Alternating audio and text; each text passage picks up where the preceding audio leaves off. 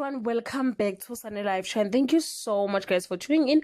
I'm here to update you of what's going to happen on Imbewu the seat from the 9th to the 13th of January 2023 on Monday. Mzwandile pays a visit to Kamadonsela's Gobela. Gobela throws her bones and discovers that Mzwandile has put a spell on both Kanyo and Pakate. Mazulu serves Maye with divorce papers and wants everything.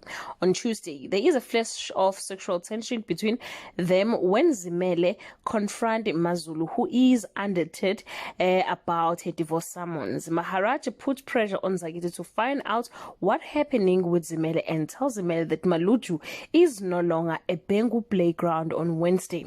A fuming Zimele demand to know why Mazulu sold Maharaj her shares, and a confused Mazulu denied ever doing this. Mzwandile confesses to Pakate about what the Gobela said regarding Mzwandile, and he is upset on Thursday.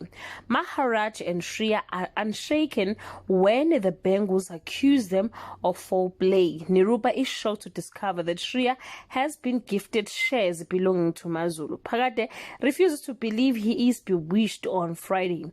Mazulu tells Maye to sign the divorce papers.